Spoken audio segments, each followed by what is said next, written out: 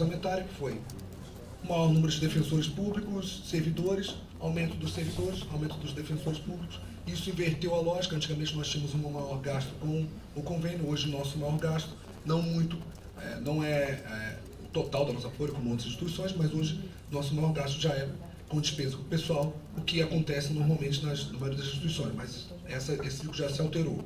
E por conta disso tudo, além dessa questão do nosso foco no convênio, teremos que passar, é claro, por uma readequação de gastos, é claro, teremos que analisarmos ponto a ponto onde a instituição está gastando seu orçamento, para que a gente possa, como nesse ano, já reduzir esse eventual prejuízo, e também no outro ano também reduzimos um pouco mais, além da estratégia de emenda, além da estratégia de verba do Tesouro e também emenda parlamentares, que acho que será por esse caminho que nós iremos seguir.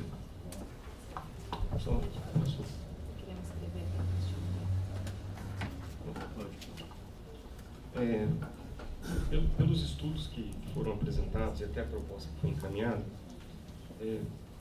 verifica-se que a economia do FAGE, com a redução do gasto com o convênio da OAB, ela não está acompanhando, não está na mesma proporção, né, do avanço com o crescimento da defensoria. E acho que é isso que nós devemos, daqui para frente, olhar com um pouco mais de cuidado, né? As nossas expectativas não estão sendo correspondidas, né? O gasto ali com o convênio da OAB ele se mantém ou reduz muito pouco, não acompanhando esse crescimento da defensoria. E aí eu acho que a gente tem que pensar em duas situações que talvez possa contribuir com uma melhor análise e o melhor controle desse gasto com o convênio, que hoje está na ordem de 250 milhões. Primeira questão dos novos convênios, acho que isso ainda não avançou da forma como nós gostaríamos que avançasse. Acho que é claro, é evidente para todo mundo que esses convênios são muito mais, os novos convênios, os convênios alternativos são muito mais econômicos do que o alternativo convênio com a OAB. E também a questão da fiscalização. E aí, a questão da fiscalização envolve duas situações. A primeira é cidades onde a defensoria ainda não chegou, não está instalada. E aí, talvez, acho que o controle disso seria por meio dos mecanismos eletrônicos de emissão de certidões e até acompanhamento disso por parte da administração, né, e da assessoria de convênios. E a outra, a fiscalização nas unidades da defensoria. Hoje, eu acredito que a administração não teve ainda uma exigência, uma capacitação, primeiro, dos coordenadores para a elaboração de relatórios mensais de gastos com o convênio que a unidade tem. Então, acho que isso precisa ser melhor acompanhado. Pode ser que nós tenhamos situações em que regionais e unidades da defensoria que receberam defensores mantiveram os gastos com o convênio ou até aumentaram. Então a gente precisa, eu acho que daqui para frente, acompanhar isso e entender esses números das unidades da defensoria que já estão criadas. Nós temos mais de 60 unidades. Se a gente for pensar, não, mas uma unidade, o gasto vai ser pouco, né? Sei lá, 1 milhão por ano. Mas se a gente for pensar no todo, 60 unidades, eu acho que isso já vai acabar interferindo muito vai ter uma interferência considerável no orçamento. Então, dito isso, eu gostaria de saber se nós temos hoje na Defensoria os gastos com o convênio nas unidades onde a Defensoria já está instalada. Nós temos nós temos esses dados por unidades? Esses dados a gente tem, e aí qual que é o problema e qual que é o avanço que a gente já está se planejando para isso desde o primeiro dia aqui de gestão, até porque essa é uma das ideias que acho que é fundamental a Defensoria Pública avançar nesse ponto. Hoje os dados que a gente tem de cada local onde tem a OAB, eles mandam para a gente o valor que você tem de nomeação, mas você consegue ter o valor total de indicação e o valor total de gasto que você tem lá, mas ele não vem discriminado, né? discriminado exatamente quais tipos de ações e tal. O que dificulta uma fiscalização efetiva, tanto porque isso não é discriminado, tanto porque isso vem posteriormente. Então você não consegue ter um método de fiscalização no momento, né? De que você possa realizar uma eventual intervenção naquele local quando você perceber que está tendo um gasto muito alto naquele local. E isso, a gente acredita e vai atuar para isso, vai ser muito melhorado. A gente está nesse planejamento de expansão do módulo de indicação, que a gente denomina aqui, chama de EMI, que é uma forma justamente eletrônica, em que é um sistema que, na verdade, ele já está instalado, ele já está pronto, e que a gente precisa agora expandir para todas as regionais. Isso vai depender tanto de uma atuação aqui da assessoria de convênios, como você disse, dos coordenadores de cada regional. Então já foi pedido, o que é esse EMI na verdade? Ele vai ser utilizado tanto pelos juízes daquela comarca, quanto pela seccional lá da OAB local. Então todos eles vão usar esse sistema da defensoria, desenvolvido com códigos, tudo da defensoria pública, que vai permitir um controle permanente da instituição. Agora, essa expansão, como que vai ser feita? A gente já, o que a assessoria de convênios está fazendo, pegando cada regional, e a gente pediu para que de cada regional sejam elencadas com os dados que a gente tem hoje, as 10 unidades, as 10 cidades que possuem o maior gasto. Então, a gente tendo todas essas cidades, hoje esse EMI ele só funciona em Jaú, onde tem defensoria pública, e em Bariri, onde não tem defensoria pública. E o que está impedindo isso, e a CTI também já está com prioridade, que nesses locais onde já tem a defensoria, existe uma ferramenta que permite a extração de um relatório minucioso do que foi indicado e o que não foi indicado. E essa ferramenta ela ainda não está em funcionamento. Então, mesmo em Jaú e em Bariri, a gente não consegue extrair e fazer uma comparação do MI antes de funcionar e após o seu funcionamento. Então, essa é uma das pendências que a CTI já está com prioridade para que a gente consiga extrair esse relatório.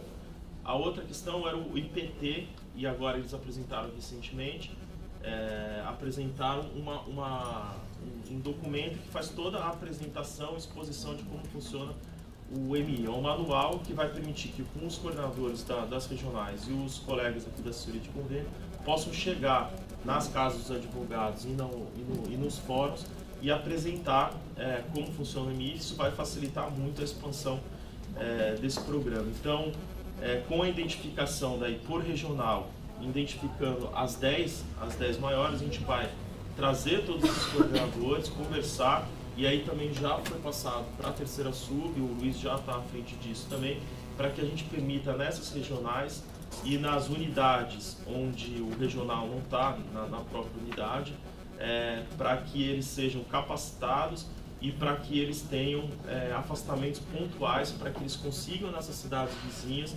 e consigam realizar a reunião no fórum e na casa do advogado. Então, a gente vai precisar, vai ter que contar com os coordenadores, e a gente já está vendo fóruns para que esses coordenadores tenham afastamentos pontuais, indicando, como até a Franciane tinha colocado aqui na outra reunião, sobre um afastamento permanente de todos os regionais. Hoje isso não é possível, talvez na próxima expansão de cargos, mas a gente pode avançar com afastamento pontuais. Então, a gente tendo essas 10 maiores cidades e o coordenador responsável, a gente conversando com eles, fala, então hoje você vai até afastamento, você vai até aquela cidade e conversa tanto na OAB quanto no fórum, para que a gente consiga apresentar o programa e fazer a instalação e a explicação. E o acompanhamento disso, até o que já existe no convênio de cooperação, no termo de cooperação da Defensoria com todos os segmentos, a OAB e o Tribunal de Justiça, é que a nossa assessoria de convênios aqui já tem um pessoal incumbido dessa atividade de dar esse monitoramento, porque o acompanhamento aí é muito mais de explicação de como funciona, né? Não é tanto de problemas de TI. Então a CTI ela não vai ter tanto que ter lá um suporte, um técnico, porque é um programa que você utiliza acessando o próprio site. Então é mais um pessoal de plantão que vai ter aqui na assessoria de convênios, caso a equipe dos cartórios e das casas de advogados tenham dúvidas, eles tiram, como isso já é feito hoje, né? Não é o MI, mas sempre que alguém tem dúvida de como funciona, qual que é o código, qual que não é o código, a assessoria de convênios já faz hoje e vai fazer também na ação. Você quer falar? Pode falar. Não, eu entendi, só nas unidades onde a defensoria já está funcionando, onde tem defensoria, é claro que não dá para a gente fazer um controle de valores de gastos com o convênio da OAB, mas a gente tem como fazer um controle da quantidade de nomeações válidas, que aí, apesar de não ser os valores efetivamente gastos com o convênio, são certidões válidas que geram uma expectativa de pagamento futuro, né?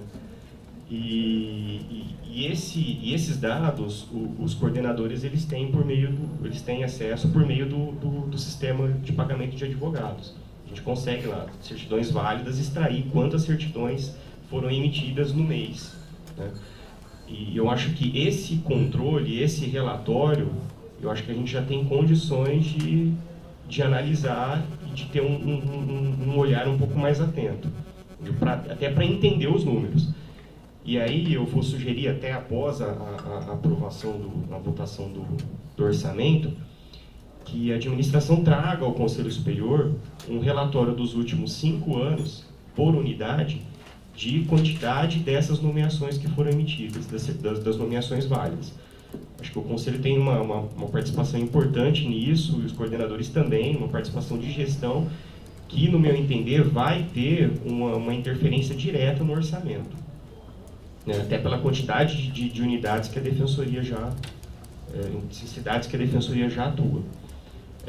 Eu quero entender, por exemplo, por que determinada unidade regional recebeu mais defensores e a quantidade de nomeações se manteve ou até aumentou, né? Eu quero checar esses números para avaliar se a média de atendimentos naquela unidade realmente aumentou e justifica um acréscimo de nomeações. Acho que a gente precisa começar a entender esses números, até para cuidar dos locais onde nós já atuamos. Porque se a gente não consegue estabelecer a fiscalização interna das unidades onde a Defensoria já atua, a gente não vai conseguir fazer isso na cidade. A gente vai ter muito mais dificuldade de fazer isso nas outras unidades onde a Defensoria não está instalada. Eu acho que esses dados nós já temos e acredito que a gente precisa agora começar a entender esses números. O ponto central que você está colocando, e acho que tem sido um grande desafio nosso em geral, é o levantamento de todos os dados, né? Eu acho que a questão mais estratégica para a instituição agora é mapear seus dados, mapear suas informações, a gente poder se conhecer, e esse é um dos dados relevantes. Hoje nós já temos, por unidade, a gente só não consegue distinguir que tipo de ação que ocorreu numa ação. A gente tem esse dado tanto das subseções quanto onde tem... consegue por área só. Só não consegue dividir por área e nossa ideia a gente já tem esses dados, inclusive a gente vai discutir esses dados até na reunião de terça-feira. Na próxima sessão do Conselho a gente pode enviar para todos os conselheiros aqui para ter acesso. Os dados que a gente tem hoje sem discriminação de área, de tipo de ação, porque o sistema atual não permite, mas já é possível um número de indicação, a gente mostra nos últimos 5 anos. Acho que é possível, sim. Franciano. Dúvida, na verdade. Só pegando o primeiro gancho na fala da Márcia, que questionou a respeito desse subdimensionamento. Eu lembro que quando discutíamos o orçamento já nas gestões passadas, que era comum, e isso foi confirmado depois, que nós subdimensionássemos mesmo esse valor pago ao AB, porque seria daí que nós faríamos então essa contemplação para outros valores. Enfim, não existe, só pegando o gancho no que a Márcia falou, não é novidade que a administração traga esse subdimensionamento da OAB, 100 milhões, quando nós vamos gastar 250 milhões. Me parece que isso já vinha de fato acontecendo, só quero confirmação disso. Entendeu minha questão? Tá? Outra coisa, você disse que no último orçamento foi superestimado o mecanismo de contenção de gasto com convênio. E por isso hoje talvez a gente tenha um pouquinho, estou usando as suas palavras, foi superestimado o mecanismo de contenção de gasto com convênio. O que vai mudar, então, nesse orçamento? Porque nós temos aí, segundo a sua fala, uma falha nessa contenção, ou seja, quais serão esses mecanismos? Eu gostaria de saber o que mudou, então, do último orçamento para esse aqui, já que a gente está trabalhando com a questão de cortes. E também, eu acho que você já mencionou isso, mas na verdade, só para confirmar, esse impacto que vai ser trazido, ele vai tanto, esse impacto de diminuição e, portanto, de contenção de gastos, ele vem tanto para a parte de pessoal como de infraestrutura? E parece que você já deu essa resposta, só confirmando para ver se eu entendi sua fala. Você disse, olha, uma das questões que a gente vai ter que trabalhar não vamos abrir novas unidades sem o planejamento e vamos adiar a posse. Eu gostaria de saber se essa contenção, portanto, desse planejamento para 2015, ela vai se focar fundamentalmente nesses dois pontos. Me fiz clara?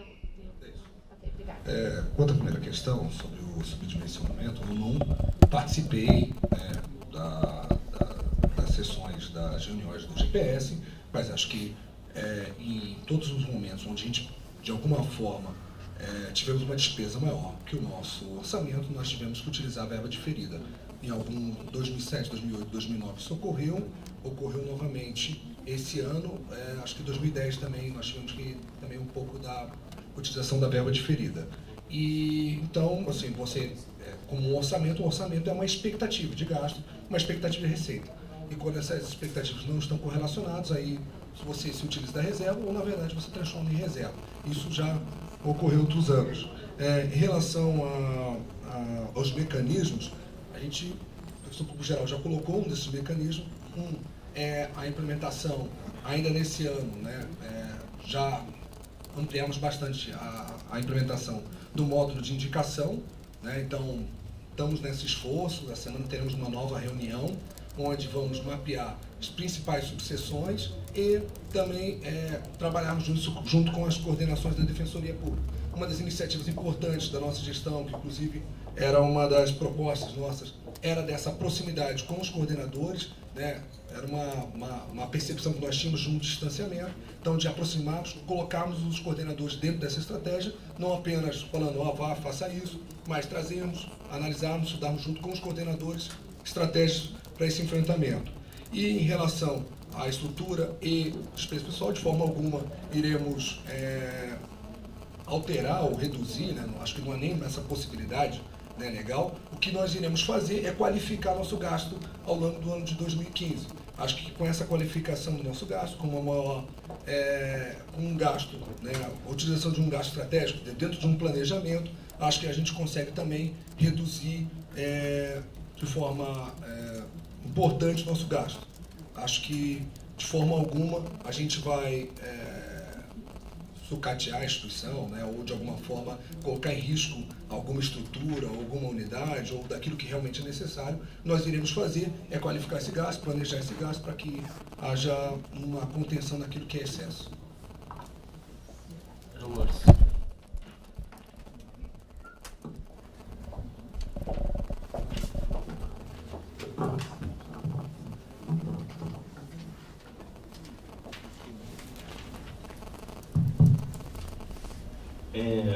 Eu, pegando um gancho na fala que seria o que eu ia falar inicialmente no conselheiro Rafael Bessa, talvez não fosse nem você a pessoa, né, apropriada para falar, acho que a colega Paula não está aqui hoje, mas já existe algum planejamento desses convênios que são, né, necessários? Eu acho que a gente já está atrasado desses novos convênios suplementares que poderiam não substituir, mas diminuir o impacto dos gastos com o convênio da OAB. E, enfim, a gente sabe que, acho que todos aqui concordam que a gente já está até atrasado nisso, na época dessa gestão, a gente já está atrasado nessa possibilidade a partir da ADIM, que julgou inconstitucional a vinculação de defensoria ao convênio da OAB, e a gente já está até atrasado nisso. Existe já um estudo, uma expectativa, um planejamento para esses convênios a partir da centralização aqui em São Paulo para as unidades do interior. Primeiro essa pergunta. Deixa eu posso responder. Isso aí faz parte também desse planejamento que a gente está fazendo em relação à expansão do INI, a expansão de realização de convênios com as demais faculdades. Isso realmente, pelo que a gente até encontrou, principalmente depois da decisão da ADIM, não tinha, em relação ao MI, claro que a gestão anterior avançou bastante na construção do próprio MI, mas ainda não havia um planejamento de expansão. Eles desenvolver um sistema que já foi um grande avanço, então o próximo passo seria fazer esse planejamento de expansão, que desde até novembro do ano passado acabou parando em Jaú e Bariri. Agora, em relação aos convênios, a gente já tem mapeado todas as faculdades do Estado, né, principalmente em relação aos convênios com as universidades, e isso também a gente vai incluir nessa atuação conjunta com os coordenadores de regionais, porque com a publicação do chamamento para as universidades, agora que foi feito o chamamento, consta no site, nenhuma universidade apareceu entrando em contato com a Defensoria Pública para realizar. Então vai ter que ser claramente uma atuação proativa da Defensoria Pública, porque com o chamamento não tem nenhum pedido em relação às faculdades. O que existe de 2, 3 anos atrás, uma listagem de algumas universidades que entraram em contato, mas foi um contato bastante, coisa de 3, 4 anos, com o chamamento não teve nada. Então, o que a gente vai precisar com esse mapeamento das universidades, e como a assessoria de convênio já está mapeando as principais cidades aí com gastos de convênio, a gente também já pediu para que eles listassem as universidades dentro por regional, para daí a gente contar tanto com a atuação aqui da assessoria de convênios, meio que coordenando os coordenadores de regionais para que a gente consiga ter uma atuação proativa e aí buscando também os afastamentos desses coordenadores para que a gente consiga fazer visitas e reuniões com os diretores de faculdade para conseguir avançar nesse sentido. Só lembrando, um levantamento já foi feito interessante pela assessoria de convênios, é que o gasto médio no convênio da Ordem ele é 4 vezes maior que o gasto médio nos demais convênios. Nos demais convênios, em torno de R$125 por ação, o gasto médio na Ordem é quase R$500. Então, mostrando a importância de avançarmos nessa estratégia.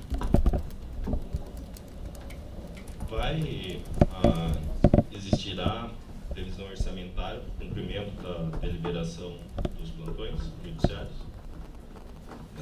No orçamento de 2015 ele está previsto. Então, uma última pergunta. Na verdade, essa até indireta ao orçamento, mas repercutirá sensivelmente. Um dos argumentos, talvez o mais forte utilizado aqui na distribuição de cargos para aprovar a assessoria parlamentar foi exatamente o trabalho junto à Alesp para fomentar o nosso orçamento. E posso estar equivocado, mas até o momento não foi designado nenhum colega, ou se foi, eu me perdi nessa informação e não estou sabendo. E gostaria de saber, porque já passaram, acho que 30 dias dessa distribuição, acho que todos os demais cargos já foram ocupados, inclusive o da subchefia, e gostaria de saber em que pé está isso daí, porque é importante, até porque existe um espelho, um colega itinerante desse cargo, enfim, gostaria de saber em que pé está a nomeação desse cargo. De fato, é super estratégico, estamos focados nisso, tivemos algumas tarefas antes disso, mas acho que é um dos nossos principais objetivos de nos próximos dias trabalhar na escolha do nome e a pessoa desde já possa trabalhar nesses temas que estamos levantando. Como a gente viu aqui, a importância da assessoria parlamentar nesse trabalho que extrapola a atuação em projetos específicos, mas toda essa articulação nossa dos diversos órgãos.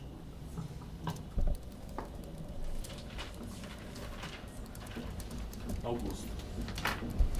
Eu já ia fazer a pergunta, o conselheiro Alexandre já perguntou sobre a questão das outras entidades além da OAB, então já está respondido.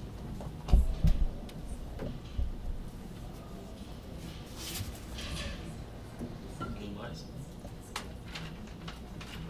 Agradeço a oportunidade. De qualquer forma, mantenho à disposição por e-mail, por telefone, para elucidar qualquer questionamento dos conselheiros.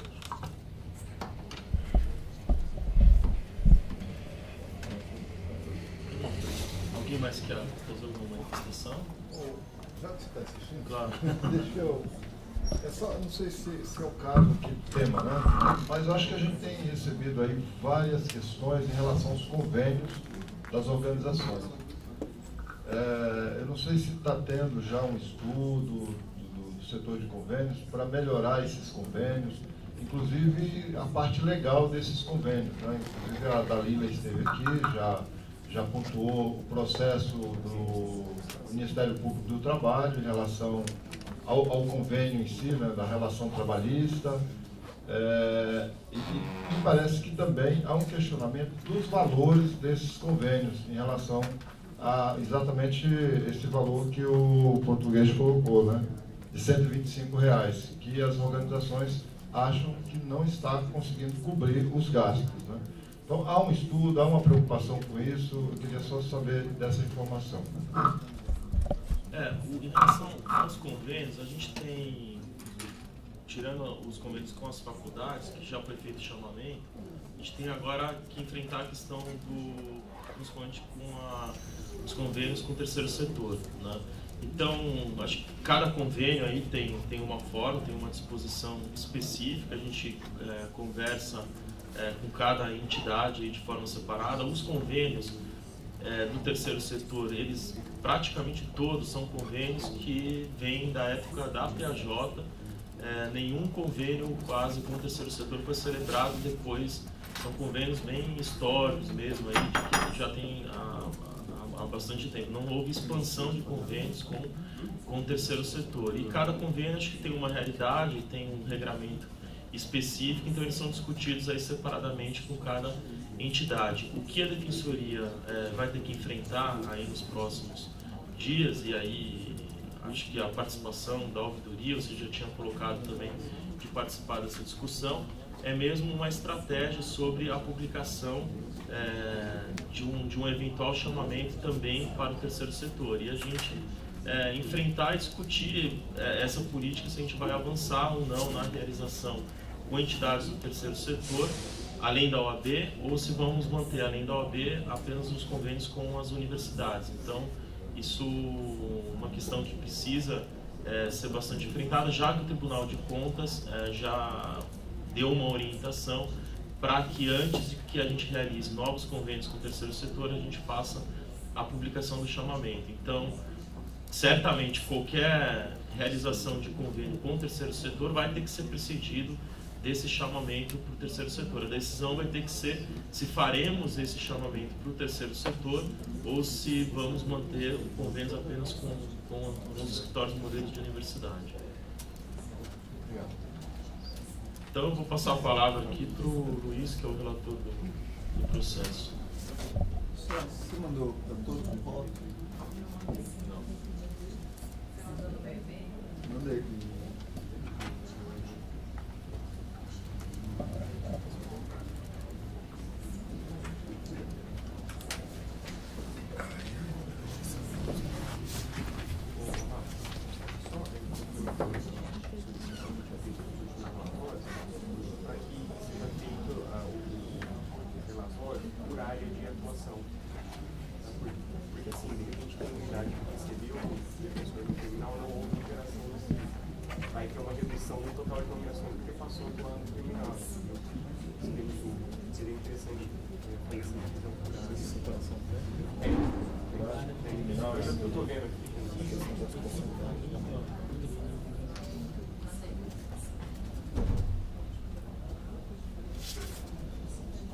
Viram aí?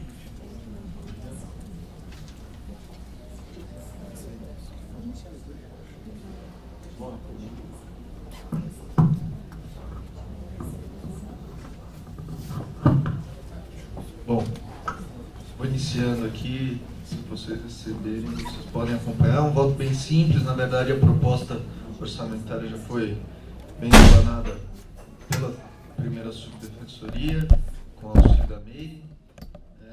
O próprio defensor público geral prestou os esclarecimentos devidos, então não há por que fazer um voto que adentre nessas questões.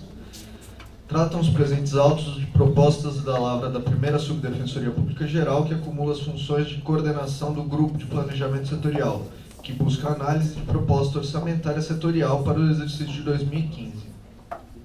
A proposta que foi apresentada a todos os conselheiros na sessão do dia 3 de julho de 2014, e agora novamente discutida, veio formalizado por ofício com breve justificativa e planilhas contendo a proposta analítica, apuração e item de despesas.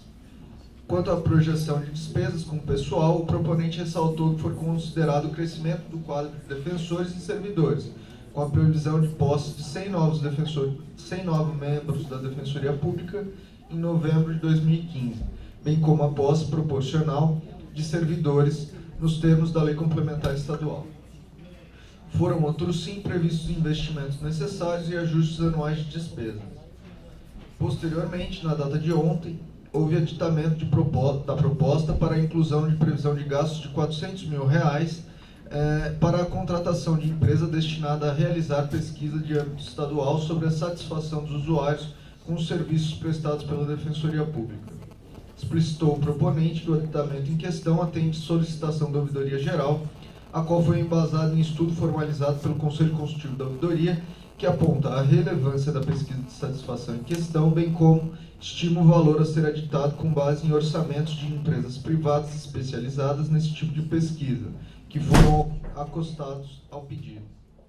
Por fim, ressaltou que o Grupo de Planejamento Setorial compatibilizou a proposta orçamentária com a nova previsão de despesa, mediante a readequação de previsão de gastos com locações e incremento no orçamento previsto para a contratação de serviços terceirizados.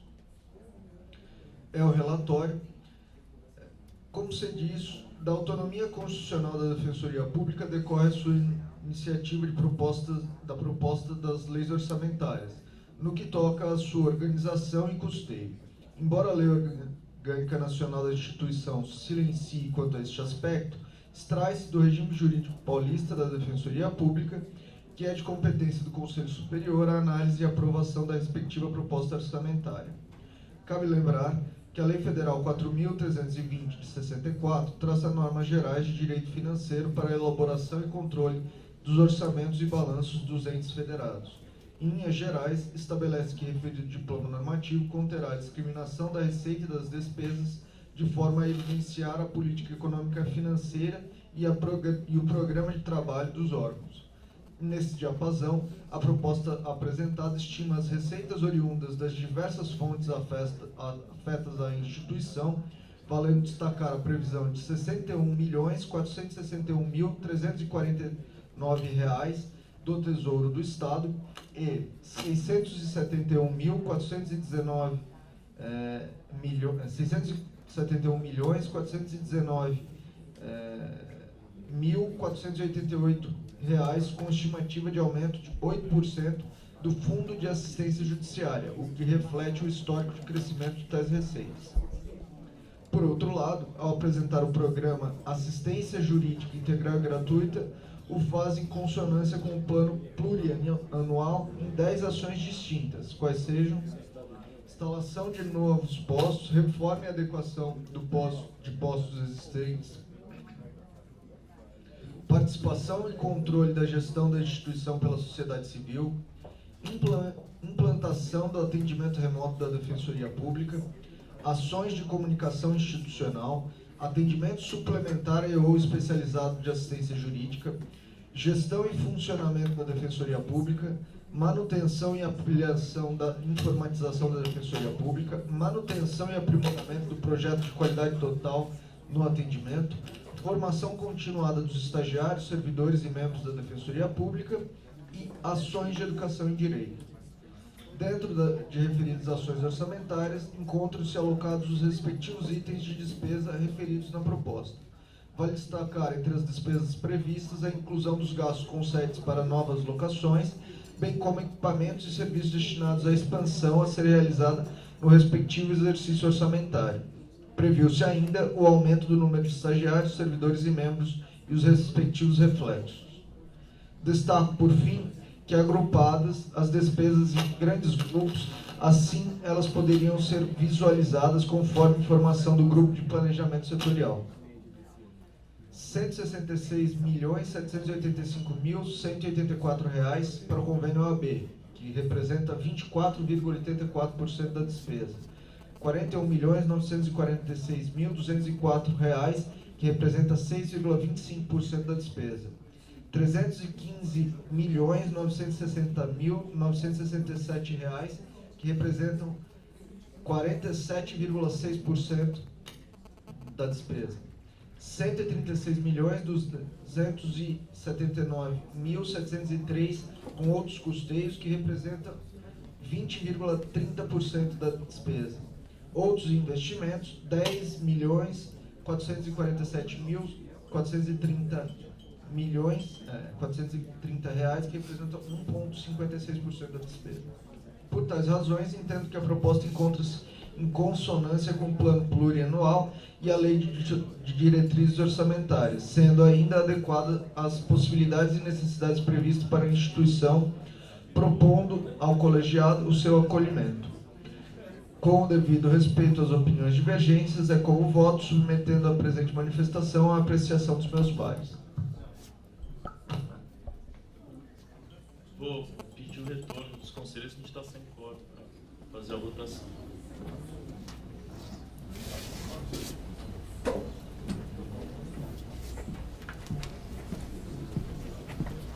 Péssimo. A gente está sem quórum. Não, eu estou presente, só não estou sentado. Estou presente e estou ouvindo tudo, só não estou sentado. Posso até repetir o que ele falou agora no resto do final do voto, se quiser. Por favor. Os valores, inclusive. Ninguém vai querer isso, vai. Os detalhes. Então, nos termos do voto do relator, quem concorda, mantenha-se como está. Aprovado por unanimidade. Então, entrando aqui nos outros processos, para a gente avançar na pauta, o que eu ia sugerir, a gente tem algumas indicações aqui de inversão com a justificativa aqui da urgência. A gente tem um processo 236 de 2014, é um processo da relatoria do conselheiro Wagner, em que é um pedido de afastamento para cursar a disciplina de doutorado, em que o doutorado está prestes a iniciar ou já começou? Prestes a iniciar. Fora esse, a gente tem aqueles dois processos que foram discutidos na semana passada, no afastamento para a candidatura como deputado, um de relatoria da conselheira Márcia e o outro da relatoria do conselheiro Rafael Dessa. A gente tem também aqui anotado um pedido de afastamento de um curso promovido pela EDEP, o conselheiro é o Augusto, e também a realização agora no dia 28 de julho para afastamento, para participação nesses cursos. E o que eu ia sugerir, alguém mais tem alguma impressão? Então, não tem urgência, mas são os primeiros relatórios semestrais. Hoje, até emblematicamente, eu recebi um processo que é o segundo, já acho que já tem colegas com o terceiro. Eu gostaria de votar porque já essa é a terceira sessão que eles já estão prontos para votar. O que eu ia sugerir, então, depois de a gente enfrentar esses processos, a gente aprovar, ou melhor, votar, deliberar todos os estágios probatórios que estão na pauta, até para a gente tirar 4, 5 folhas aqui de... Por que a gente não deixa então, meia hora durante a sessão, a gente entrar nesses processos que são mais simples e a gente avança já? Mas esses que eu falei aqui, eles têm necessariamente que ser votados hoje. Daí o que eu ia falar para a gente já colocar o estágio probatório, a gente já elimina. Porque das outras vezes a gente está chegando 2 horas e não consegue entrar no estágio probatório. A gente já iria para o estágio agora?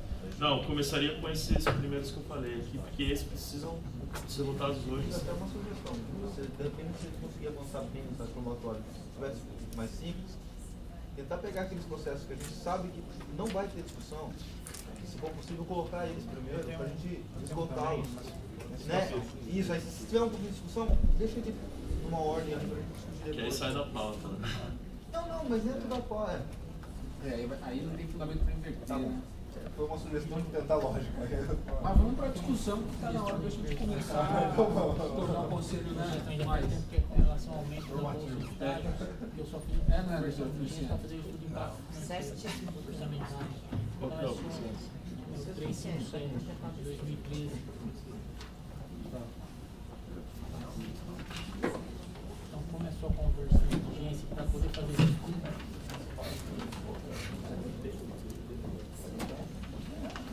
Está na pauta. Está na segunda. Onde ele está? Está na segunda parte. É o segundo processo. No processo da segunda parte, e tem um relatório também, que a gente tem que botar o porque o prazo Não, de isso 3 não anos pode já vai.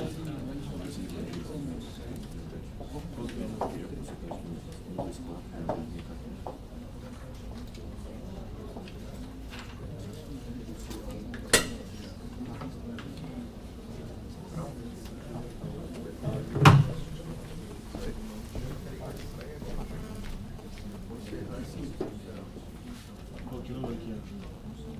É sobre o quê?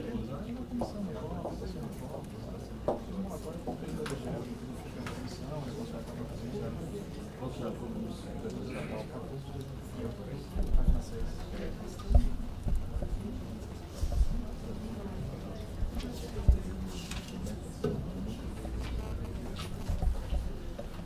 Então eu vou chamar o CSTP 236 de 2014, interessado Paulo Keishi Ishimura Kohara.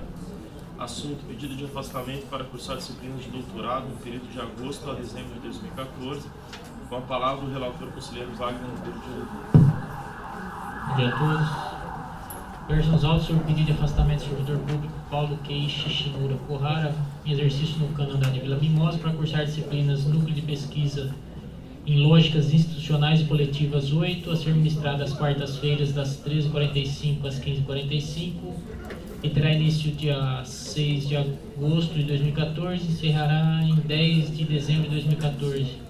E pesquisa, psicanálise e questões sociopolíticas, a escrita do texto, a ser ministrada também às quartas-feiras, das 16 às 19 horas, tendo início e encerramento na mesma data, ambas do programa de doutorado em Psicologia Social da PUC São Paulo.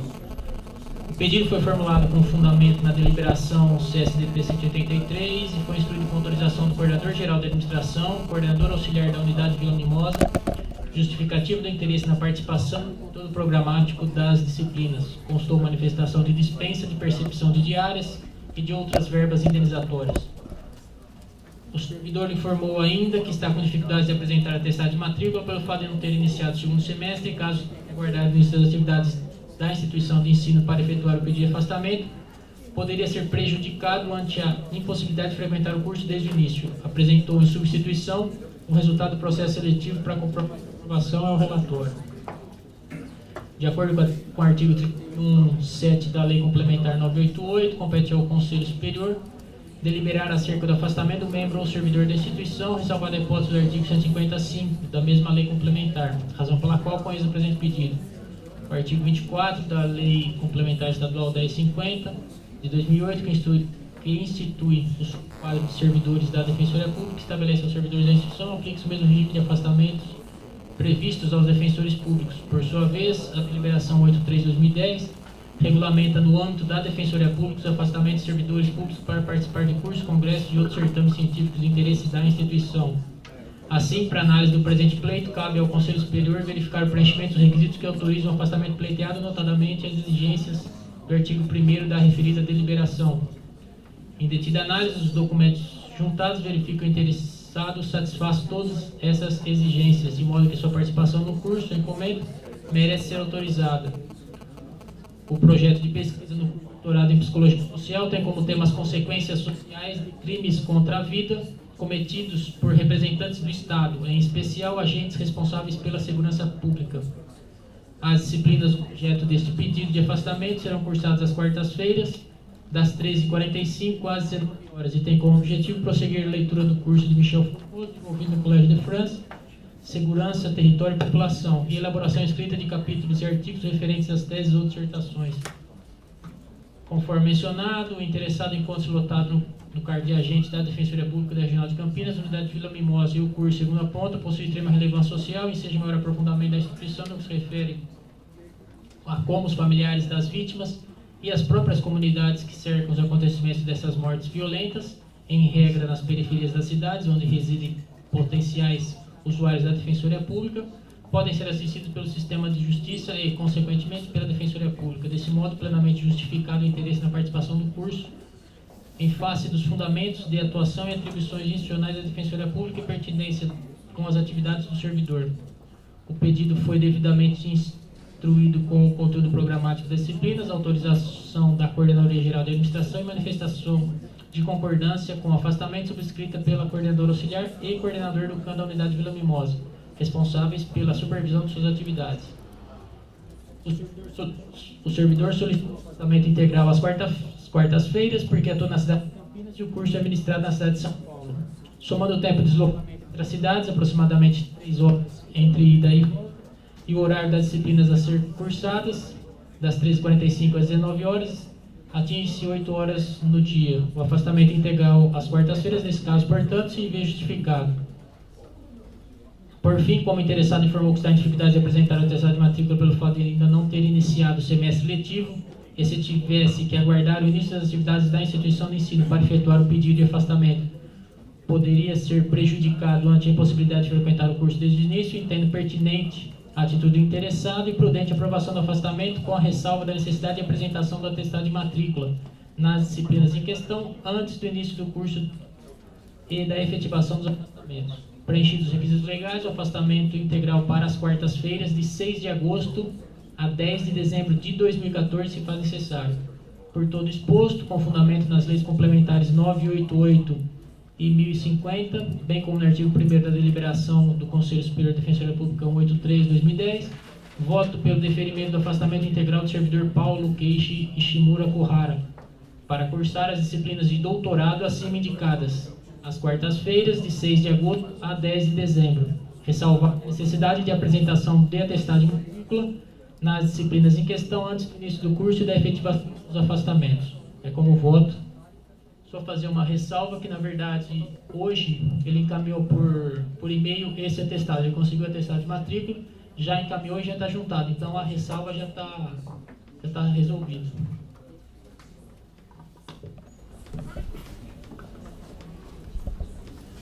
Gostaria de assim, discussão, né? Ok.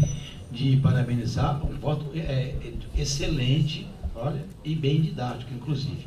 Só penso que, ainda que já posso proferir o voto, mas já com a notícia desse deferimento, não precisa constar mais a ressalva. Talvez possa haver no voto de agora aprovado, excluída a ressalva, porque acaba de ser... né?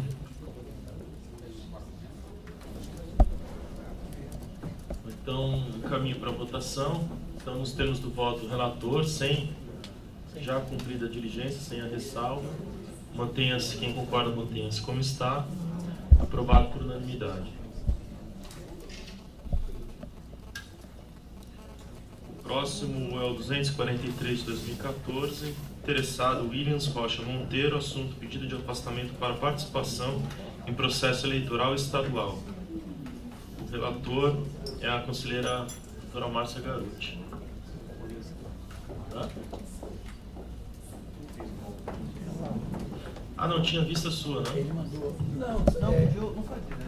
Tá com a Márcia, né? Na verdade, ele a dirigência. Sim, ele mandou, ele protocolou documentos, eu estava aqui por uma casa e eu vi até os autos, né? E foram para a relatora. Não. Então, ontem a sala me falava isso, né? Na realidade, ela foi metida na conversão de diligência. A diligência foi deferida, na minha opinião, volta para ela. Se pode pensar que não é um mérito, na verdade, né? Com a palavra, Márcia. Bem, o processo voltou para mim, para que eu fizesse análise dos documentos que o servidor William juntou. Então, posso ler uma manifestação? Em sessão anterior deste colegiado, foi deferido o pedido do interessado para que este apresentasse os documentos referentes à sua candidatura até o dia 15 de julho.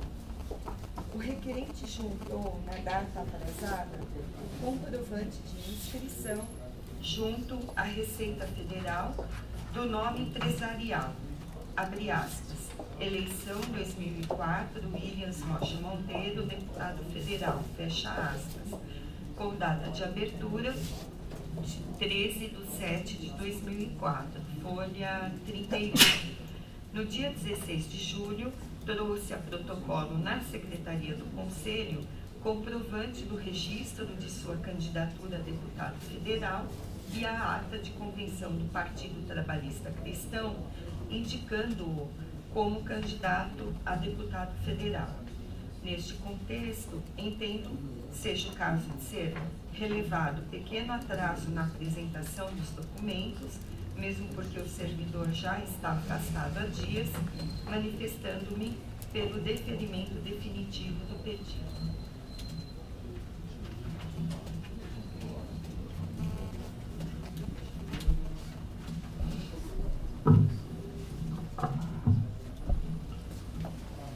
Pedro, também me permite, porque também por um acaso estava aqui, eu vi a documentação. Então está atendido, vou acompanhar o voto, né? Mas eu queria falar, porque embora só daqui 2 anos eu não botei esse problema, mas Deus quiser, né? Na realidade, também o outro candidato, aí eu pedi para ver, fiz questão para esclarecer, né, a resposta que ele mandou também.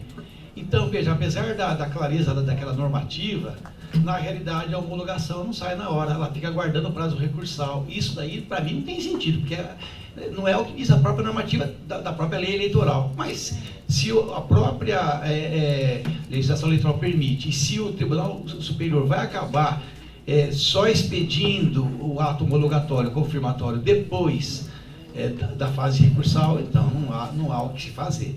Então, nesse sentido, nem o outro candidato, só que no outro caso, além de já ter feito a ata primeira, ele justificou, fundamentou, mandou o comprovante, muito mais claro. Mas, de um jeito ou do outro, não dá para ter exatamente o termo legal que seria a juntada do comprovante da homologação lá, né? Isso não dá para fazer na inscrição, porque não tem como.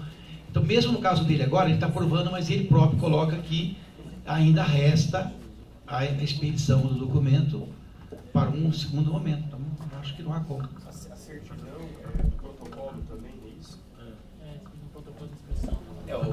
Ele comprova a inscrição, mas a homologação não. Depende da fase. Pedro falou uma coisa que é correto, né? Porque, salvo engano, as inscrições eram até 5 de julho. Pelo calendário, pelo cronograma. Porque você viu, a ata que aprovou o nome dele é de 10 de julho, né? Ou seja, posterior.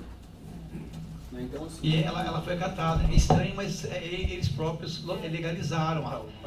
Agora, só que essa é a primeira fase, né? Agora a segunda fase, que é depois lá homologar a inscrição no tribunal, apesar da clareza do requisito para concorrer aí ao cargo, né? Na realidade, ele só